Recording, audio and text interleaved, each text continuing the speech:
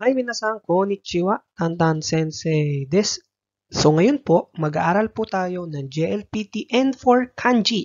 So para po to sa mag-exam ng JLPT N4 sa July or kahit naman po sa December, pwede nyo pa rin pong panoorin po ito. So yung mga lalabas ko pong mga kanji and vocabularies po na to, ito po yung madalas lumalabas sa mga exam. So medyo madami po siya, paiba-iba po siya.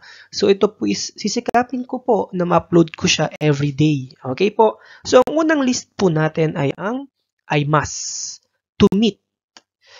Sample po, Reibun. Kino tomodachi ni aimashita. I met my friend yesterday. So please, pakitandaan po ng kanji na I must.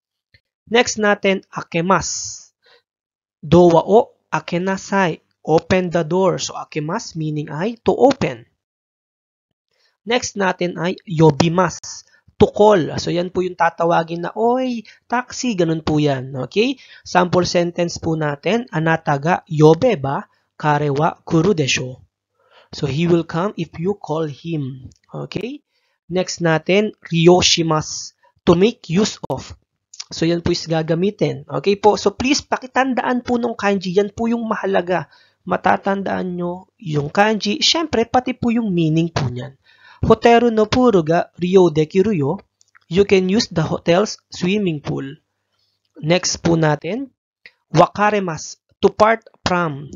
Sabihin, hihiwalay. So, reibo natin, kanojo wa boyfriendo to wakareru tsumori da.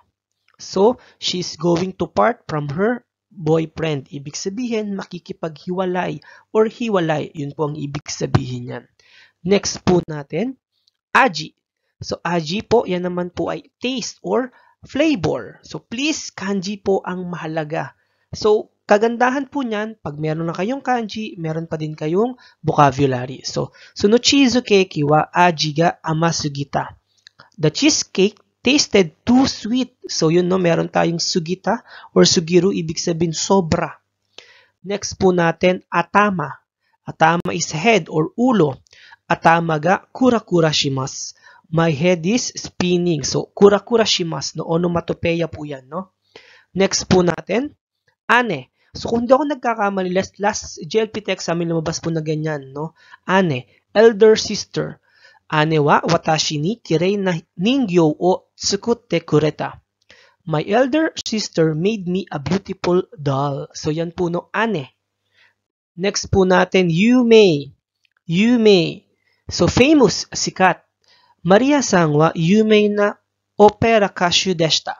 Maria was a famous opera singer. So, please, kanji po ang kailangan nating i-memorize po dyan. Next po natin, yushutsu. Export. Watashi tachi wa takusang no jidosha o sono kuni ni yushutsu shiteiru. We export a lot of automobiles to that country. So yan po yung kanji po natin. Please, pakitandaan niyo po siya. Pwede niyo siyang balikan everyday kung halimbawang tapos na po kayo. And next video po natin, mag-upload po ulit tayo ng panibagong 10 po ulit na kanji. Yun lang po minasang. Mite korete arigatou gozaimashita. Jane!